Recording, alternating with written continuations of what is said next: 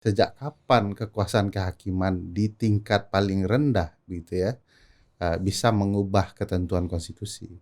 2 di antara 3 hakim masuk neraka. 1 hakim yang memutus karena bodoh masuk neraka. Kedua, hakim yang pintar tapi merekayasa perkara masuk neraka. Hanya hakim yang pintar dan tidak merekayasa perkara yang masuk surga. Tapi karena ini tidak yurisdiksinya, bisa jadi ini cek ombak saja sejauh mana publik marah dengan putusan yang tentu saja mau memperpanjang masa jabatan presiden.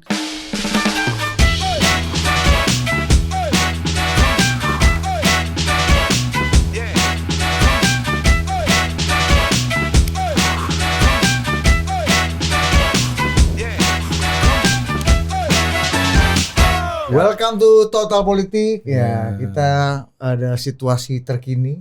Ya. Ini di tengah menjelang weekend. Udah menjelang emang ya. Iya, aku pikir Ini hari malam, Kamis ini, hari Kamis nih ya, kita Iya, syuting ini hari malam Kamis. Jumat gua terganggu gara-gara misi-misi mulia lu ini nih. Iya. Ya, buat Ari yang menurut bagi dia ini nggak terlalu penting buat demokrasi dan kesehatan Misi politik mulia kita. justru gua bilang penting Dan karena iya, misi dia lebih mulia. mereka musim mulianya adalah menjalankan amanah Rasulullah ini kan di rumah kan. Ini misi mulia. Mana sih? Gua Kata terganggu. lu terganggu karena ada misi mulia yang menurut lu nggak mulia karena yang lebih mulia adalah tujuan lu yang lain yang harus didahulukan enggak? Enggak, lu terlalu. Ah, ini artinya Memang kalian ini suka ribut ya. Padahal saya yang tersiksa ya. Malam-malam dipanggil. artinya apa tuh? Sesuatu tafsir itu satu-satu kalimat itu bisa diinterpretasikan macam-macam. Gue lagi berusaha memaksakan tafsir gua bahwa gua dan Daveri ini adalah korban lu malam ini.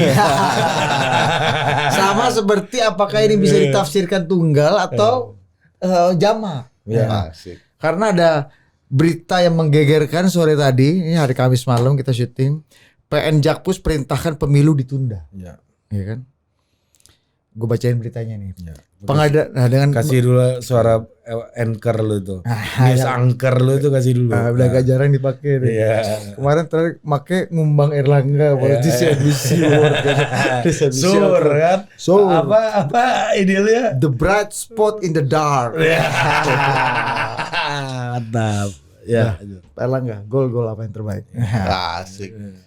Pengadilan Negeri Jakarta Pusat mengabulkan gugatan Partai Prima terhadap Komisi Pemilihan Umum. PN Jakpus menghukum KPU untuk menunda pemilu. Gugatan perdata kepada KPU yang diketok pada Kamis dilayangkan Partai Prima 8 Desember 2022 yang lalu. Partai Prima merasa dirugikan oleh KPU dalam melakukan verifikasi administrasi partai politik yang ditetapkan dalam rekapitulasi hasil verifikasi administrasi partai politik calon peserta pemilu. Sebab akibat verifikasi KPU tersebut, Partai Prima dinyatakan tidak memenuhi syarat dan tidak mengikuti verifikasi faktual. Padahal setelah dipelajari dan dicermati oleh Partai Prima, jenis dokumen yang sebelumnya dinyatakan TMS ternyata juga dinyatakan memenuhi syarat oleh KPU dan hanya ditemukan sebagai kecil permasalahan. Akibat dari kesalahan dan ketidaktelitian KPU, Partai Prima mengaku mengalami kerugian imaterial yang mempengaruhi anggotanya di seluruh Indonesia. Karena itu Partai Prima pun meminta PN Jakpus menghukum KPU untuk tidak melaksanakan sisa tahapan pemilu 2024 selama lebih kurang 2 tahun, 4 bulan, dan 7 hari sejak putusan dibacakan. Putusannya begini, menghukum tergugat untuk tidak melaksanakan sisa tahapan pemilu 2024 sejak putusan ini diucapkan dan melaksanakan tahapan pemilu dari awal selama lebih kurang 2 tahun, 4 bulan, 7 hari. Demikian bunyi putusan yang diketok oleh Ketua Majelis Hakim T. Oyong dengan anggota Bakri dan Domingus Silaban. Kita karena membahas dampak dari verifikasi ini, kita sudah bersama Ferry Amsari. Mantap bridgingnya ya. Mantap. Verifikasi ke Ferry Amsari. Ya, karena maksudnya kita ketika kita bicara mengenai apakah yang waktu itu ramai verifikasi yang dibuka oleh Rifana Pratiwi dan kawan-kawan ini ya, itu bisa mengganggu tahapan pemilu karena KPU terdelegitimasi macam-macam, apalagi Daftar dan kawan-kawan ini kan melaporkan ke DKPP kan. Nah, yang sesuatu yang dikhawatirkan jadi juga barang ini. Nah, ini gimana kita membaca Hasil putusan ini dah? Tentu putusan ini buat shock banyak orang ya. Tapi saya enggak tahu ya, hakim ini baca peraturan Mahkamah Agung nomor 2 tahun 2019 atau tidak, enggak tahu. Karena di dalam ketentuan itu disebutkan terkait dengan perbuatan melawan hukum, ya, melanggar hukum, PMH, keperdataan yang ada di PN, semua harus dialihkan ke PMH di Pengadilan Tata Usaha Negara. Jadi tidak boleh lagi sejak 2019 kasus-kasus seperti yang dibawa oleh Partai Prima ke Pengadilan Negeri disidangkan di sana, tapi harus disidangkan di Pengadilan Tata Usaha Negara. Jadi aneh memang, satu, janggal bahwa itu bukan yurisdiksinya, kewenangannya, lalu dia memutuskan perkara itu. Kedua, bagaimana mungkin hakim pengadilan negeri bisa mengabaikan bunyi pasal 22E ayat 1 Undang-Undang Dasar 1945 yang mengatur bahwa pemilu itu harus berkala 5 tahun sekali. Sejak kapan kekuasaan kehakiman di tingkat paling rendah gitu ya bisa mengubah ketentuan konstitusi? Ketiga, tidak dikenal konsep penundaan pemilu di dalam undang-undang pemilu. Yang ada adalah pemilu lanjutan, pemilu susulan. Kalau terjadi bencana, keadaan kahar yang tidak diduga, maka di wilayah terjadinya keadaan kahar itulah saja pemilu kemudian dihentikan untuk dilakukan pemilu lanjutan atau susulan. Kalau sudah dimulai tahapan, dia akan ada pemilu lanjutan. Kalau kemudian dia belum sama sekali memulai tahapan, akan ada pemilu susulan. Jadi konsep penundaan pemilu itu tidak pernah ada. Yang keempat, yang paling penting harus diketahui publik adalah bahwa kerugian yang dibawa oleh Partai Prima itu adalah kerugian terkait verifikasi administrasi dan faktual, sehingga mereka tidak bisa ikut sebagai peserta pemilu. Ya. Kenapa hakim tidak memperbaiki haknya saja kalau terbukti? Mereka harus ikut verifikasi administrasi, verifikasi faktual, lolos jadi peserta pemilu. Kenapa harus ditunda pemilu nasional? Dan Mas Budi harus tahu, kalau PN Jakpus berwenang menentukan penundaan pemilu yang sifatnya nasional, berarti PN Padang Pariaman tempat kampung Ari juga berwenang melakukan hal yang sama. Kata lu Bukit Tinggi lu. Lupa, dah very lupa. Ya, jalan ke Bukit Tinggi kan lewat PN Padang Pariaman. Oh kan? gitu ya, emang selalu ada jawaban. Ya. Dia benar aja, alasannya banyak, Bos. Apalagi salah. Jadi aneh memang putusan 757 ini. Saya khawatir memang hakim tidak membaca aturan di lingkungan peradilan di bawah Mahkamah Agung itu sendiri. Jadi kenapa muncul dan apakah ini berkaitan dengan isu soal penundaan pemilu, saya tidak tahu. Tapi ini sepertinya bagian dari cerita soal penundaan pemilu. Iya, karena putusannya aja pun menunda pemilu, masa nggak bagian gimana? Iya, maksudnya kalau apakah ini putusan politis atau putusan yang betul-betul berdasarkan perspektif hakim. Kalau berdasarkan perspektif hakim, ya dia tidak baca perma itu. Tapi kalau niatnya politis, lain lagi ceritanya. Gitu. Nah, berarti ini putusan ini nasibnya gimana nih habis ini? Ya syukur KPU kemudian mengajukan banding, jadi tidak mengikat, harus sampai ke pengadilan tinggi untuk ditelaah. Mestinya pengadilan tinggi akan melihat bahwa ini bukan yurisdiksi pengadilan negeri untuk menyidang substansi perkara, karena harusnya ketun, gitu ya, sehingga nanti ada perbaikan. Sejauh ini karena pendekatannya soal yurisdiksi, harusnya putusannya harus dianggap batal demi hukum. Tidak pernah ada hakim itu silap gitu ya, salah begitu ya, menentukan yurisdiksinya. Padahal sudah ada peraturan Mahkamah Agungnya. Nah, siapa yang berhak memutuskan bahwa ini batal demi hukum atau harus dieksekusi demi hukum? Ya atasannya pengadilan tinggi. Nanti berarti harus sidang lagi dong. Iya. Nah, sambil menunggu masa idah ini gimana? Kan tidak mengikat, jadi tidak bisa dijalankan. Oh, jadi tahapan dan proses pemilu Harus tetap jalan terus Jalan. sesuai dengan perencanaan ya. Ya kalau yang putusan bisa dieksekusi itu kalau PK tidak menunda eksekusi putusan. Selebihnya harus ditunda. Nah, tadi kan udah kan bilang bahwa ya tadi argumen-argumennya ini salah dipatahin semua kan. Tapi kan toh putusannya udah ada nih. Artinya ya mau nggak mau ya kita berkaca pada putusan ini kan, suka atau tidak suka. Nah, kalau misalnya asumsinya nih PT tetap mengafirmasi putusan dari PN ini. Nah, ini artinya gimana dan gimana? Coba kita simulasi good design dan bad design lah. Ya, sederhananya gini, ada putusan pengadilan yang terang benerang berbeda dengan pasal-pasal konstitusi. Pertanyaan besarnya, apakah kita mengikuti putusan pengadilan yang salah, khilaf gitu ya? Ini bukan clerical error, betul-betul khilaf. Ada putusan pengadilan misalnya menentukan bahwa Ari itu boleh diculik oleh Budi begitu ya. Sudah pasti salah, bertentangan dengan konstitusi begitu. Pertanyaan besarnya apakah akan diikuti? Ya pasti tidak. Nah, KPU tinggal memilih menjalankan perintah konstitusi yang ada pada dirinya dan lembaganya, atau kemudian mengikuti putusan pengadilan yang ngaco. Nah, kalau putusan pengadilan itu dianggap ngaco, ada punishment nggak harusnya? Kalau di sistem kita bagi si hakim ya, di dalam sistem kita kan bisa komisi yudisial turun tangan ya untuk menegakkan marwah dan kehormatan hakim menurut pasal 24B Undang-Undang Dasar 1945. Kalau kemudian ditemukan kejanggalan, ketidakpatutan, kebodohan hakim yang mengganggu marwahnya, dia akan bisa diberi sanksi. Ini levelnya apa nih? Ketidakpatutan udah sampai kebodohan? Kita tunggu komisi yudisial menemukannya. Saya tidak mau terpancing. Miko Ginting yang jawab. Bang Miko.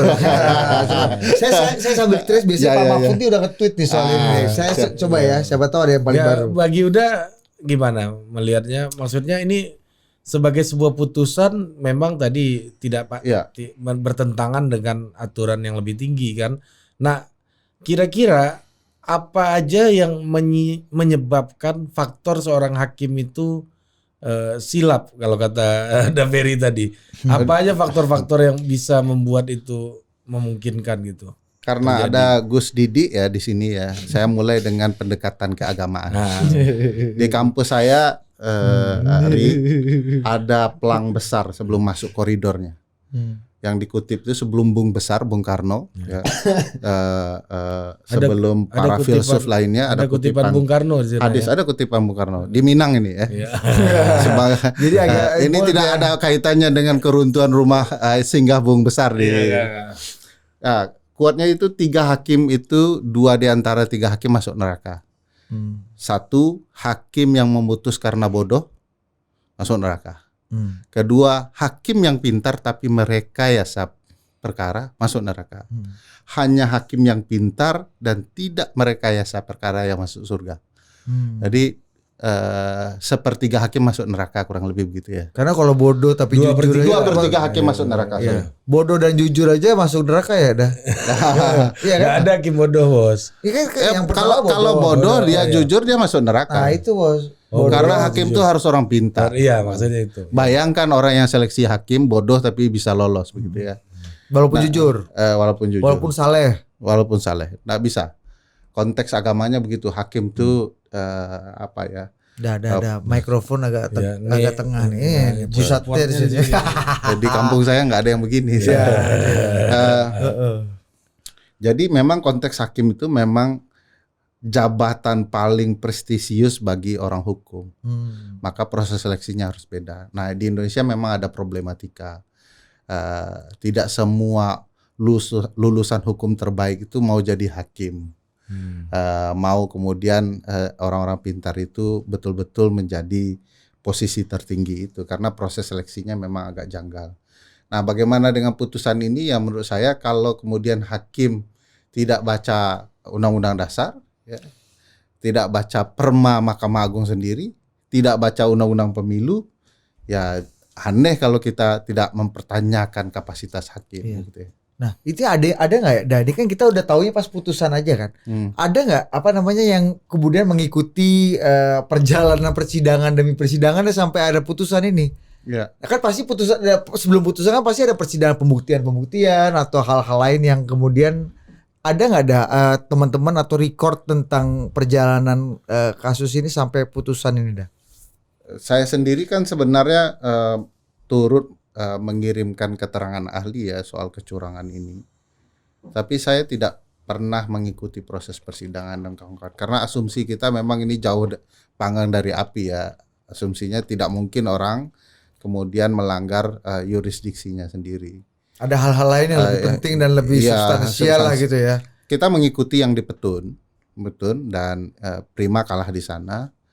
Tapi yang di PN ini memang luput karena asumsinya ini bukan yurisdiksinya PN kan. Jadi sejak di TU pendaftaran ini harusnya dicoret ya. Ada konsep dismissal proses namanya. Jadi dicek apakah ini betul wilayah yurisdiksinya sehingga dia bisa mengadili.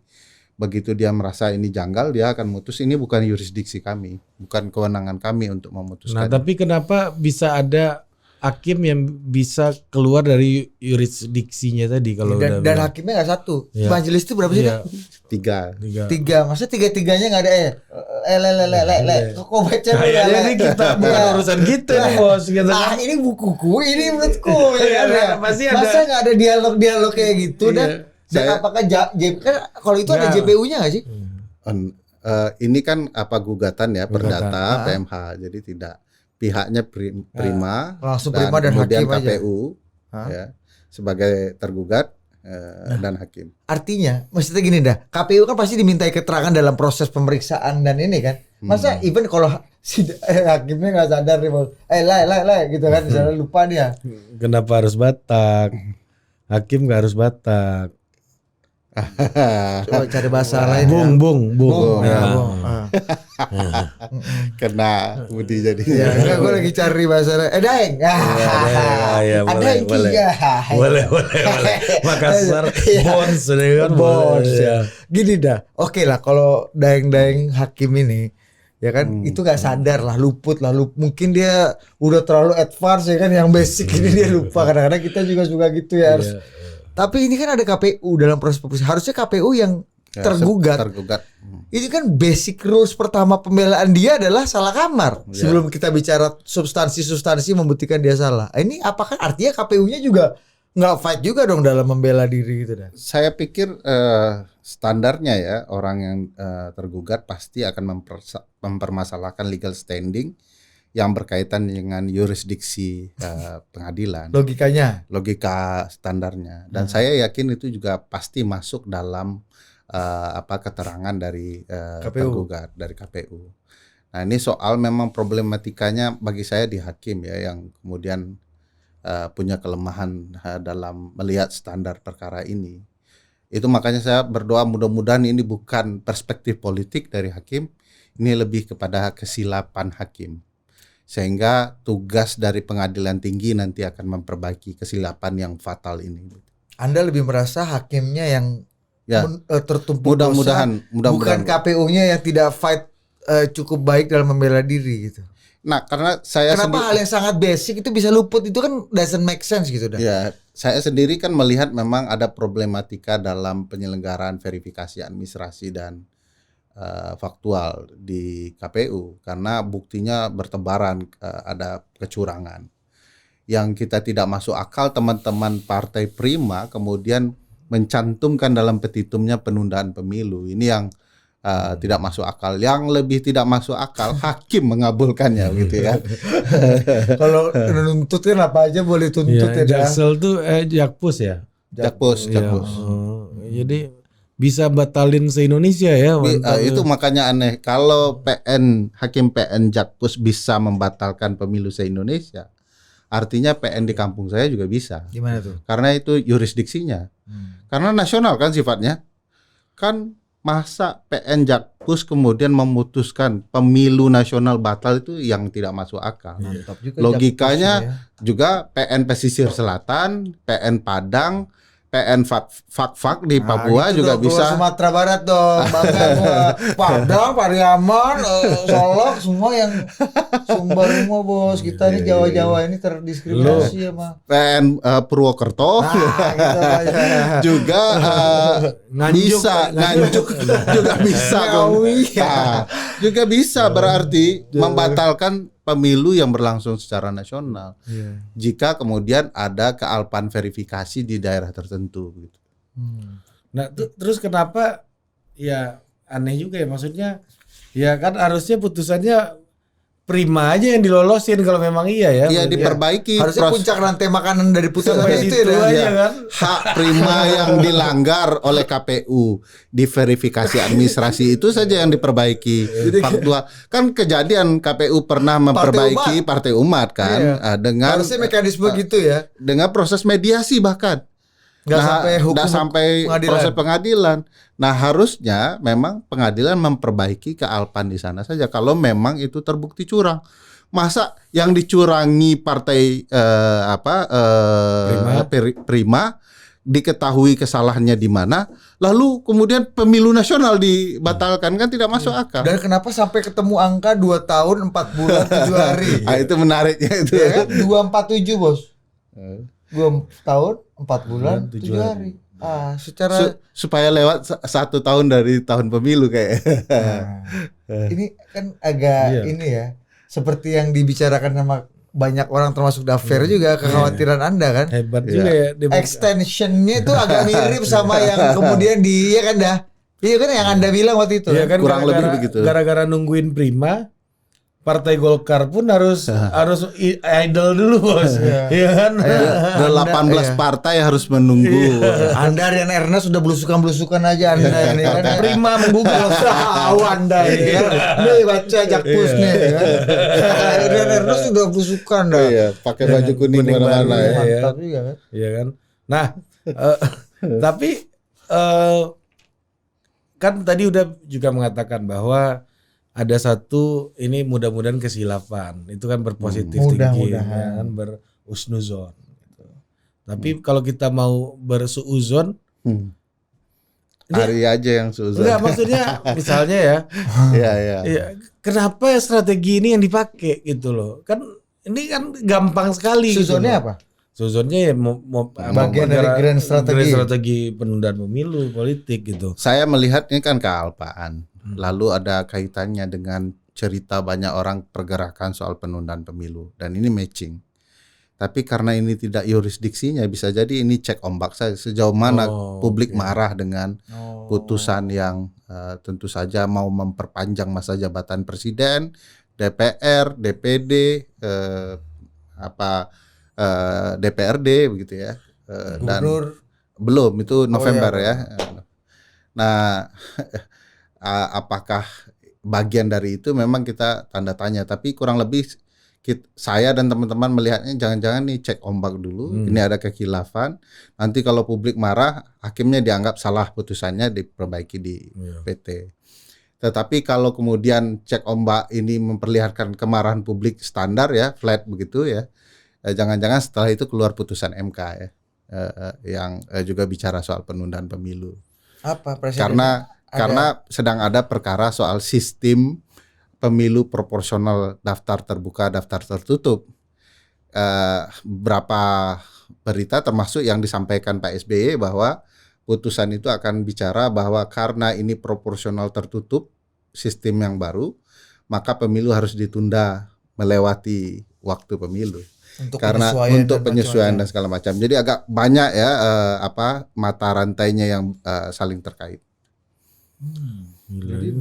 Itu kan asumsi politik. Ya, mudah-mudahan kayaknya nggak marah publik sama kejadian ini, PN Jakpus ini.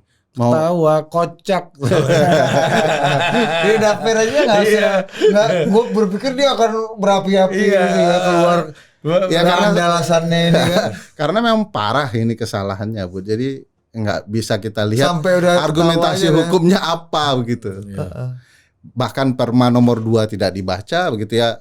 Apa perintah atasan mereka begitu ya, peraturan yang harusnya dijalankan seluruh PN, PT dan bahkan Mahkamah Agung sendiri gitu. Gila juga ya. GLs juga. Iya. GLs Pro juga. Kocak gitu. Memang kurang banyak kekocakan di ruang politik kita, buat banyak kan? Iya, memang. Gue pikir ada perspektif total politik aja agak kocak sama sumpah ini kan. Oh gitu dah. Nah, MK ini berarti masih berperkara ya apa yang diajukan Pak Yusril kemarin dan kawan-kawan kemarin ya? Tapi itu memang agak panjang ceritanya ya. Kalau dalam situasi normal di MK itu akan panjang, Bud, karena pihak terkait saja 14. Pemohon satu begitu ya, dengan berbagai prinsipalnya. Lalu ada pemerintah dan DPR sebagai pembentuk undang-undang, dan pihak yang merasa dirugikan juga sekitar 14. Masing-masing pihak itu didengarkan itu, baik keterangan mereka, pendapat mereka, termasuk juga ahli dan saksi mereka. Ini akan agak panjang, tapi bisa dikatakan ini blessing karena akan panjang prosesnya. MK di sisi positive thinkingnya tidak akan memutus ya tanpa kemudian proses ini dijalankan sesuai standar.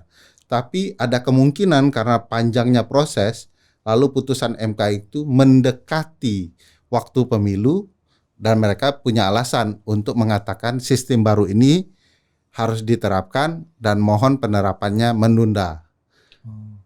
Ada nggak bedanya sama waktu 2008 Pak Mahfud memutuskan suara terbanyak? Tidak ada beda secara konsep konstitusional.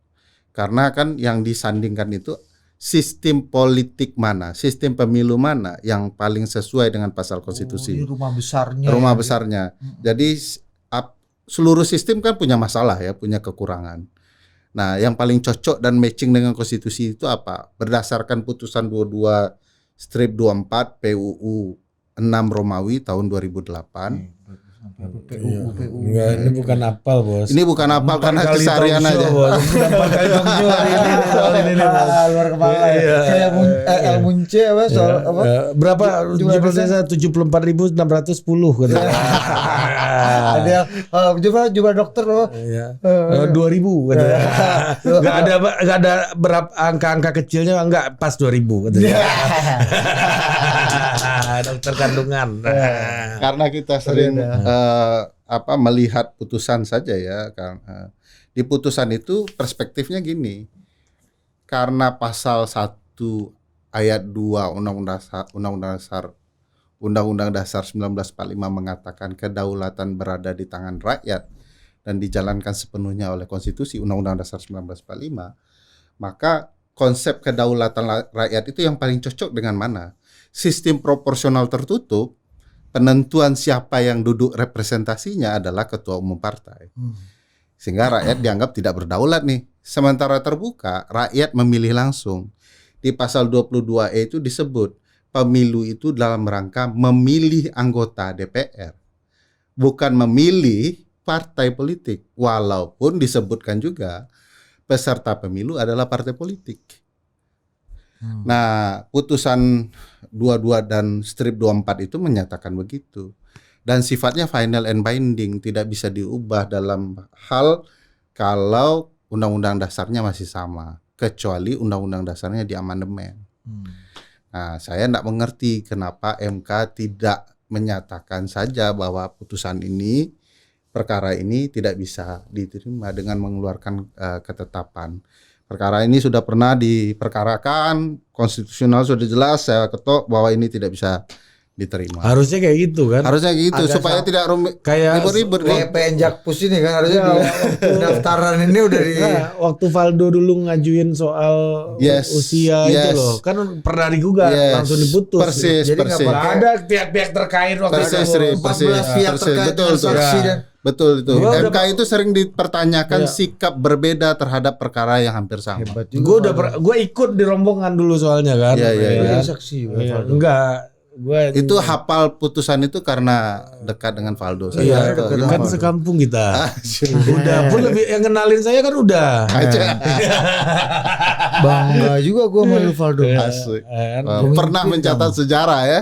Bahwa perkaranya tidak diperiksa langsung diputus. Pemimpin kita. Padahal kan gue udah seneng aja bilang kawan kan. Minimal konten-konten bos. Kata gue lu ngomong di MK agak-agak juga. Kagak ada bos. Biasanya 2 kali panel. Begitu masuk pleno. Tapi Valdo kemarin baru panel langsung pleno pembacaan putusan. Dia udah latihan 4 minggu di pemilu. Aduh, demi konten. Memang Valdo, intinya nawaitu. Tapi nawaitunya terbukti. Tiba-tiba dia bisa mencalonkan. Karena ada proses penundaan pilkada. karena pandemi kan. Meskipun Sehingga umurnya masuk cocok. Terus secara politik Saya meskipun dizalimi tiba-tiba ada pertolongan gitu lah. Tapi nggak ada Masuk partai nggak? juga. Tuhan menolong, ada tapi partai nggak menolong. Kan masa lalu umur kan. Tuhan tolong, partai belum tentu kan. Nah, terus gini dah, pertanyaannya juga sangat kritikal ya dalam hal ini. Terus apa fungsinya 8 partai yang menolak tertutup itu dalam konteks ini Politik, gitu, ya. dalam konteks ini? Atau apakah kembali lagi ini memang nantinya MK mengembalikan misalnya open legal policy aja. Iya kan? Artinya yang gagah-gagahan 8 partai jadi matters kalau bicara open legal policy kalau diputuskan gitu kan. Iya, mungkin nggak diputuskan juga open legal policy jadi dikembalikan ke parlemen. Satu-satu ya. Boleh, semuanya dijawab boleh. Yang jawab Valdo tadi juga boleh. Nah. Ari bicara soal apa pengaruhnya 8 partai yang menolak. Bagi saya penting untuk publik mengetahui cerita ini tidak didominasi soal partai mayoritas atau tidak, tapi bicara soal konteks konstitusionalitas sistem pemilu. Nah, kalau dilihat sih sebenarnya sederhana ya. Ada perlawanan dan ini bicara perlawanan lebih politis. Karena sistem proporsional tertutup itu diuntungkan secara matematis partai yang mendukungkan sistem ini. PDIP kan kalau dilihat party ID-nya tinggi. Orang coblos gambar partainya paling tinggi gitu. Sementara partai yang lain itu kader ID-nya tinggi. Orang coblos kadernya. Nah, tentu orang bicara keuntungan. Kalau kemudian gambar partai saja, pasti angka partai PDIP akan naik. Karena party ID kan. Nah, sementara kalau ada kader-kadernya, tentu yang diuntungkan partai lain. Nah, kita lihat keuntungan siapa yang paling konstitusional. Karena daulat rakyat ya itu. Nah, pasti mereka perlu untuk menyuarakan itu karena itu kepentingan mereka sendiri, kepentingan kadernya, dan kepentingan pemilih. Kita mau tahu siapa yang kita pilih dan yang akan duduk kan begitu ya. Ini fungsi elektoral. Fungsi betul. Nah, soal poin Budi tadi, apa tadi poinnya Budi? Open legal policy. Soal open legal policy. Sependek ilmu saya yang tidak sehebat hakim konstitusi ya, konsep open legal policy itu sebenarnya sudah dicantumkan di Undang-Undang Dasar. Di Undang-Undang Dasar itu disebut begini bunyi kurang lebih ya. Kalau kemudian mau diatur sebagai open legal policy, maka disebutkan dapat diatur lebih lanjut dengan undang-undang atau dalam undang-undang. Dalam itu undang-undangnya apa saja boleh, kalau dengan undang-undang khusus. Nah, dalam konteks ini tidak ada sistem itu disebut sebagai open legal policy. Tapi tata cara teknis memang itu diberikan ruang kepada DPR. Tapi apa iya MK bisa memerintahkan untuk penundaan pemilu dah? Enggak bisa.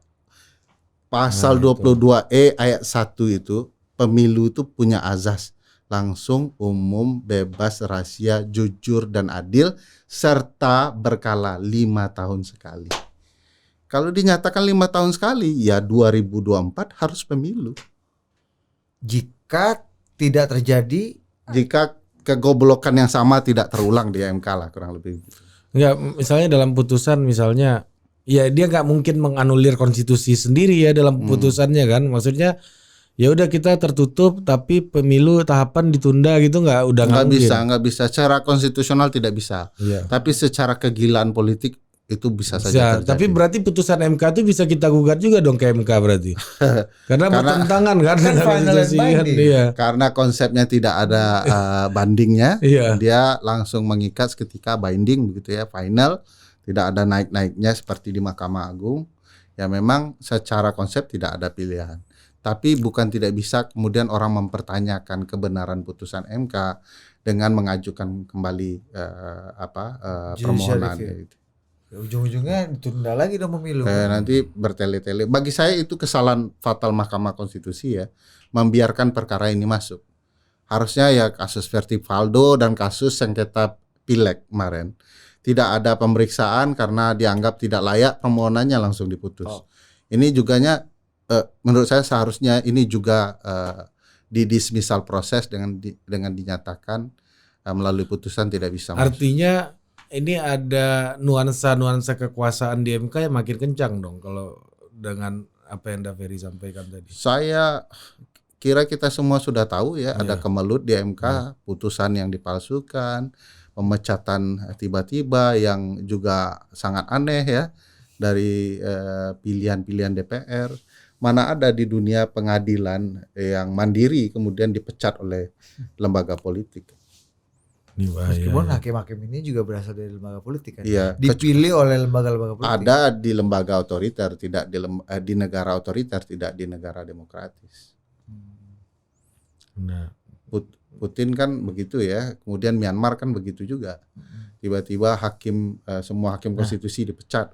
Oke, dari tadi kan kita bola dari PN, PT ke MK, DPR dikit lagi buang lagi ke MK, ya kan? Government nih gimana? Pemerintah dalam disputing ini, di mana perannya, bagaimana sikapnya, dan Anda membaca gimana melihat situasi seperti ini? Pak Mahfud gue lihat belum tweet nih, biasanya kawan lagi. Prof Mahfud ini langsung kawan loh. Bukan, maksudnya kawan kita semua kan, langsung responsif kan biasanya kan. Ya kayak itu kan akrab Budi dengan Prof MND ini kan. apa itu ikatan cinta aja dianalisis. Iya, cepat pula kan Pak Mahfud ini kan. Ya abis saya tidur nge-tweet soal Manchester City, kawan langsung Pak Mahfud kawan tuh biasa ngomong ini. Kalau soal Manchester City dan Manchester United itu saya setuju dengan Prof Mahfud. Nah, karena memang MU sedang. Ya, dan Prof Said itu harus memang cepat direspon ya. Dia tapi kalau nggak ngaruh dia. Saya Newcastle, Rising Star, the Rising Star. Jadi kalau dilihat ya perannya ada 3 ya, pemerintah, DPR, Komisi 2 dan KPU. Saya merasa jika pemerintah mentaati konstitusi tidak akan berani menyatakan bahwa putusan PN dipatuhi karena konstitusi jauh lebih tinggi. Komisi 2 mestinya dengan 8 partai yang berkeinginan dilaksanakan pemilu ya, saya pikir juga harusnya menolak gitu ya hasil putusan ini. Dan KPU sudah melakukan tindakan dengan menyatakan banding. Dengan kurang lebih mereka meminta bahwa putusan ini tidak fair, tidak adil, lalu tidak bisa dieksekusi karena sedang dibanding. Tetapi KPU juga harus punya tindakan yang lebih solid ya untuk melaksanakan seluruh proses yang sedang berlangsung. Tinggal kita melihat buktinya saja beberapa hari ke depan ya, apakah ini akan betul-betul menghormati konstitusi atau tiba-tiba merasa perlu mentaati putusan pengadilan terendah yaitu PN Jakpus. Karena dua-duanya kan taat hukum ya. Dua-duanya nih. Kalau baik menurut konstitusi ataupun menurut putusan hakim juga taat pada hukum kan. Kalau putusan pengadilan negeri saat ini yang statusnya tidak bisa dilaksanakan, malah tidak menjalankannya adalah bentuk ketaatan. Kan sedang banding. Konstitusi yang mengikat yang harus dilaksanakan. Oh gitu membacanya gitu ya. Iya. Mantap juga. Tapi kan ya itulah. Gue mau kalau Anda bingung apalagi saya. Iya, gue memposisikan bahwa ini gue jadi percaya gitu. Daveri bilang ini sedang ada rencana ya. Iya, test the water, ada ini ombak kecil menjelang tsunami-nya datang gitu loh. Ya. Gempa kecil menjelang tsunami. Iya, saya menduga itu dan publik harus bertahan dengan konstitusinya sebelum menyesal rezim otoriter baru akan lahir. Dugaan ini serius banget nih rezim otoriter. Karena kalau konstitusi dilanggar, pemilu tidak berkala, sudah bisa dipastikan ini cikal bakal kelahiran. Lagi apa gimana? Kan otoriter itu tidak di cerita kita tidak hanya 1-2 periode ya, banyak periode yang bisa kita ceritakan problematikanya. Kecuali Gus Dur ya, yang membalikkan keadaan soal pilihan demokratis seperti apa, bahkan tidak mau bertahan daripada orang-orang berdarah-darah gitu ya. Jadi kita tahulah cerita soal otoritarianisme di Republik kita sendiri dan mungkin di negara-negara tetangga yang berupaya betul soal penundaan pemilu itu. Nah, rezim otoriter di negara lain itu cenderung misalnya gini dah. Udah tahu nih ujung-ujung nih pengen pemilu tunda apa enggak referendum. Referendum tuh bisa jadi solusi untuk yang lebih demokratis dibanding kayak tadi nih mencoba memanipulasi atau mendesain sesuatu yang kata Dafer mengolok-olok akal lah. Undang-undang referendum kita sudah dicabut, tidak ada lagi konsep referendum di Indonesia. Mungkin kenyataan pahit melepas Timur-Timur ya, semenjak itu undang-undang referendum dicabut. Kalau Perpu bisa nggak? Budi ini nak. Perpu referendum. Tapi ya ini menarik deh, referendum dan ya tadi diomongin sama Budi. Nah kalau gitu kalau misalnya penundaan pemilu ini bisa, apa sih tanda-tandanya ya? Ini udah dekat nih. Kemungkinan ini akan terjadi. Banyak tanda sih teman-teman lihat ya. Satu, kecurangan proses penyelenggaraan. Pemunduran waktu penentuan calon presiden. Yang harusnya 10 bulan sebelum hari H ya. Harusnya bulan Juni atau Juli itu. Tiba-tiba dimundur 4 bulan menjelang hari H di sekitar bulan Oktober besok. Ini tanda-tanda tidak enak nih, karena semakin tidak ada kepastian calon yang terdaftar, ada potensi pemilu tidak dijalankan kan. Oh, logikanya gitu. Gitu. Kalau seandainya kemarin tidak ditunda pemerintah, saya optimis akan ada segera pemilu itu. Makanya sekarang gantung semua ya. Seluruh calon belum bisa memastikan bahwa mereka betul-betul sudah punya perahu untuk maju di pemilu karena ditundanya jadwal pengumuman calon presiden ini. Pemundurannya ini karena apa dah? Karena agak luput tuh soal pemunduran. Karena kepentingan yang disampaikan Komisi 2 dan pemerintah ketika bertemu KPU, dan KPU-nya mau begitu. Aneh bagi saya. Ya ininya alasannya apa? Kan presiden sudah mengatakan dalam pidatonya, jangan terburu-buru mengumumkan calon. Bukan, itu kan maksud politisnya. Maksudku alasan yang dipakai oleh Komisi 2 dan pemerintah dalam persidangan karena pembuatan PKPU atau teknis itu kan tidak ada di undang-undang. Teknis itu bisa dilabrak di PKPU gitu. Ya, artinya kan ada proses kan gitu. Dafer nggak tahu sebagai masyarakat sipil yang memantau pemilu nih. Kan ada argumen ini dah. Sampai akhirnya mundur. Argumennya itu kalau boleh tahu apa dah? Pernah dengar argumen pemerintah enggak kenapa Perpu lahir? Semua kan tidak ada. Argumennya ya cuman misalnya argumen soal Perpu perbaikan undang-undang. Padahal Perpu bukan undang-undang. Argumen mundurkan agar kemudian orang punya waktu untuk kemudian menentukan calonnya. Tidak ada argumen yang solid ya. Cuman sesederhana itu. Wow. Jadi teman-teman masyarakat sipil itu tidak bicara dugaan itu tanpa bukti, Bud. Ada buktinya. Dafer, bangga gue. Calon hakim MK, Bos. Nggak bisa jadi calon hakim MK. Calon hakim MK itu harus dekat dengan DPR, pemerintah. Bisa didekatkan dengan Mahkamah Agung. Karena mereka lah pemilik sahamnya menurut Pak Bambang Pacul. Daper kan udah terbiasa berbicara dan dekat dengan elit ini kan. Elit ini. Nah itu jadi dua aja kondisinya itu. Tidak ada alasan yang clear ya soal penundaan. Iya. Itu kan banyak lagi kan beberapa permasalahan, misalnya tidak dibahas soal sistem sebelumnya. Tiba-tiba orang menggugat sistem. Karena merubah sistem itu kan harus merevisi undang-undang. DPR tidak mau, tetapi malah mau membiarkan anggotanya yang menguji undang-undang ke Mahkamah Konstitusi. Kalau memang maunya merubah sistem dan undang-undang sudah dari dulu kan harusnya. Tapi mereka menolak, tiba-tiba mengajukannya ke MK supaya berubah sistem penyelenggaraannya.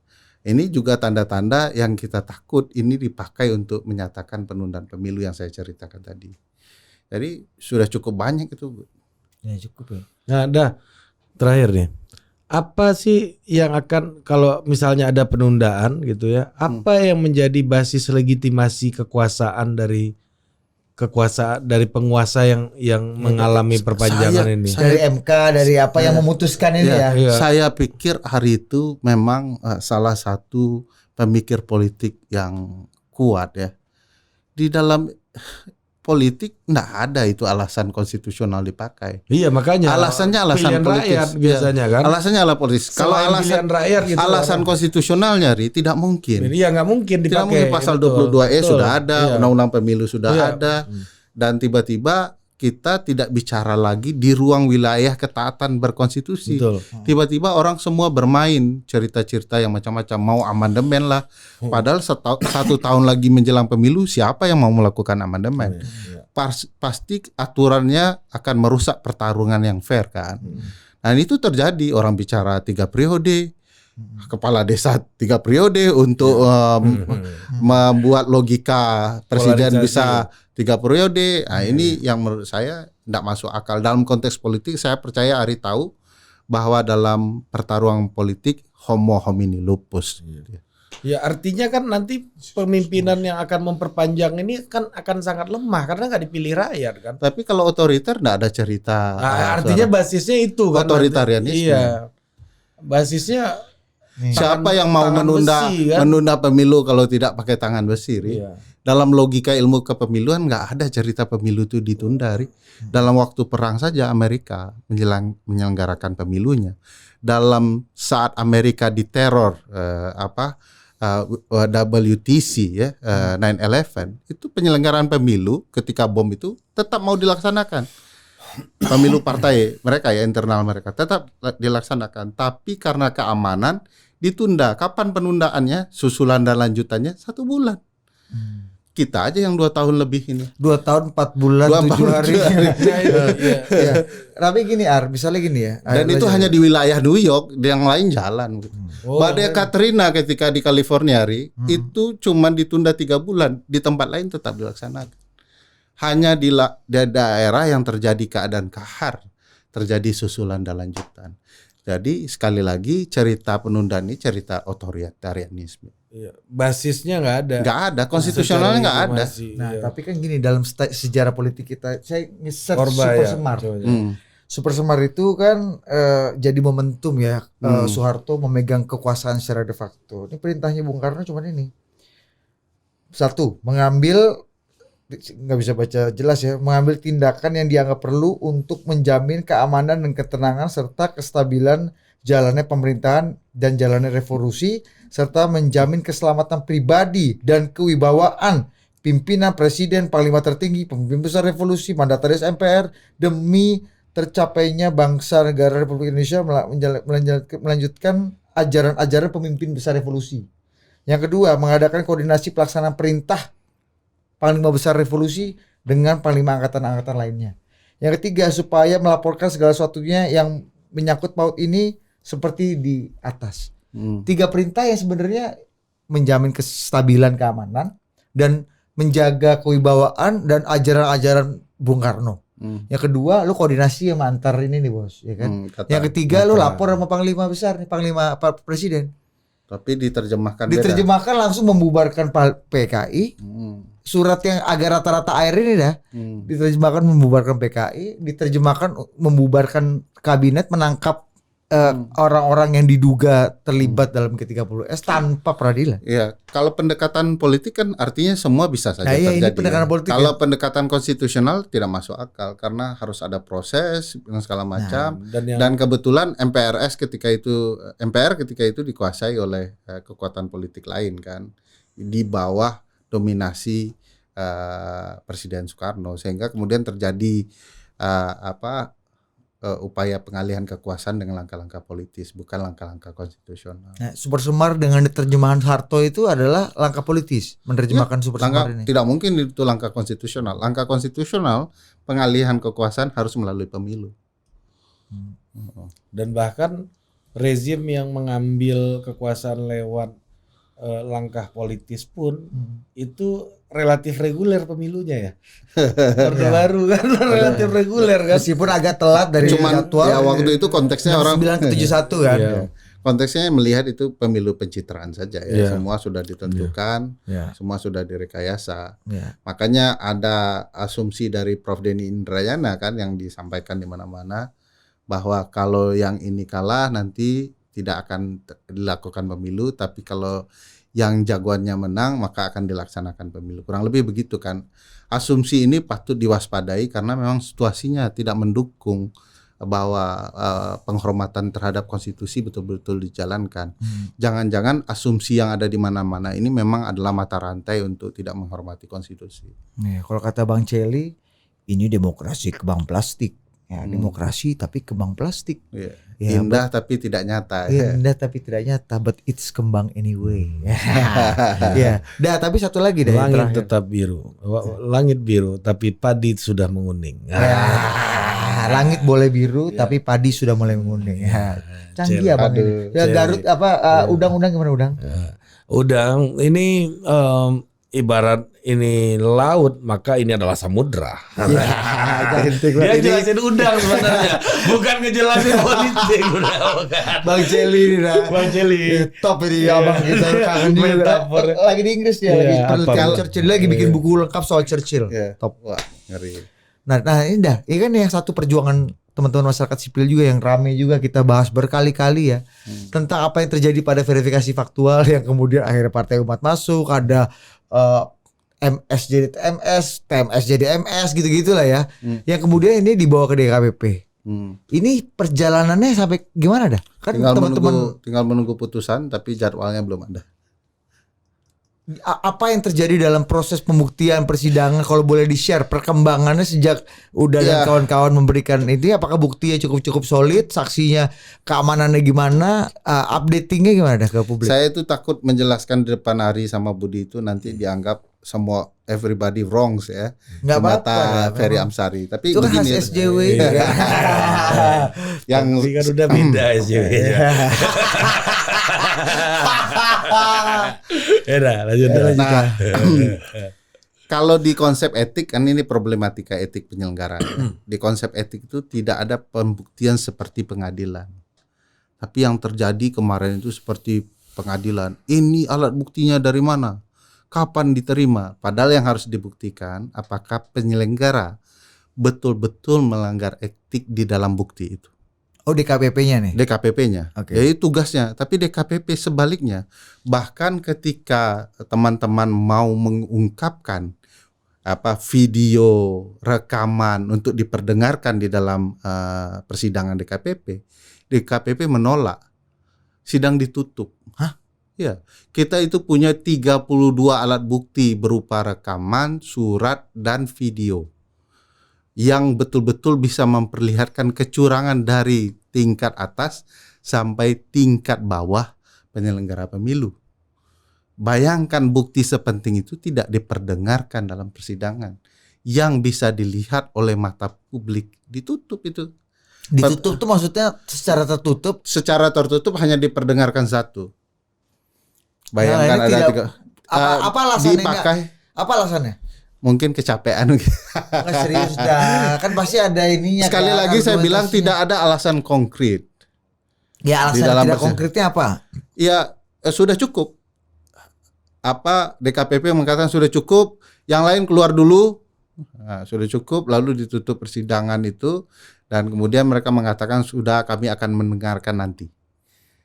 Diperdagangkan di belakang. Ya, padahal itu harusnya dalam sidang yang terbuka dan dibuka untuk umum. Ditutup dengan Kecuali ini ada kasus porno ya. Kalau kasus porno akan tutup. Gitu. MK sendiri pernah menutup ruang sidang karena terkait undang-undang pornografi dan orang membawa alat bukti bahwa ada budaya kita yang mungkin dianggap pornografi padahal itu bagian dari budaya. Kalau udel ari ditunjukkan gitu boleh lah itu ditutup untuk umum itu ya. Dijawab apa enggak Ari?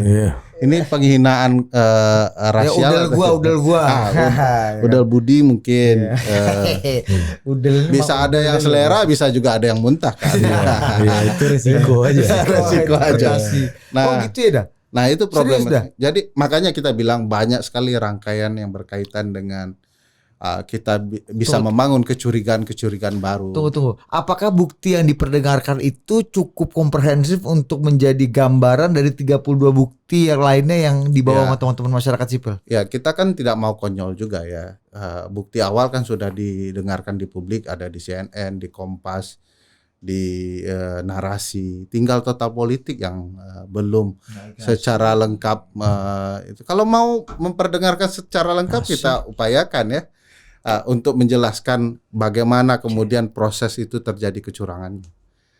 Ada perintah dari RI, dilanjutkan oleh sekjen, dilanjutkan oleh sekretaris di daerah, ada yang ditelepon oleh pegawai kepada pegawai di daerah bahwa ini perintah dari KPU RI dan harus dilaksanakan. Ada pidato KPU RI, kalau Anda tidak laksanakan Anda masuk rumah sakit. Semua itu satu rangkaian lengkap. Dan itu tidak diperdengarkan. Itu tidak diperdengarkan. Terus sidangnya ditutup dengan setelah didengarkan satu, sidang tutup, lalu dibuka, dihentikan. Pas satu itu masih terbuka. Satu itu sudah tertutup. Begitu kita mau artinya Anda juga nggak denger dong proses persidangan ketika mendengarkan sama-sama. Kan saya sudah dengarkan sebelumnya. Bukan, Pak. Maksudnya ini proses persidangannya ini. Tidak. Siapa yang mendengarkan di proses persidangan tertutup saat kuasa hukum kita. Siapa? Kuasa hukum kita. Teman-teman dari Temis, Amar, dan kuasa hukum dari masyarakat sipil. Pahlawan bangsa ini ya. Masa mesti sebut nama. Dulu pertanyaan lu ini kadang-kadang terlalu teknis. Iya benar juga. Budi nggak tahu bahayanya, seakan-akan dia tidak tahu bahayanya. Gua nggak tahu dah. Bahaya positifnya bisa saja kantor hukum itu tenar dan banyak klien ya, tapi bahaya negatifnya kan juga ada. Pakai Temis. Mantap untuk tempat kopi ya. Serius ini. Jangan lupa Amar. Dah kita Amar, Ma'ruf Amar. Amar Law Firm itu kan Amar salah Law satu Firm. law firm yang betul-betul berjuang untuk kepentingan publik, tidak hanya komersial saja. Oke, Temis, Amar dan teman-teman masyarakat dan teman-teman masyarakat sipil lainnya. Mantap. Yang disebut berulang-ulang oleh Ari dengan bahasa kapitalisasinya SJW itu ya.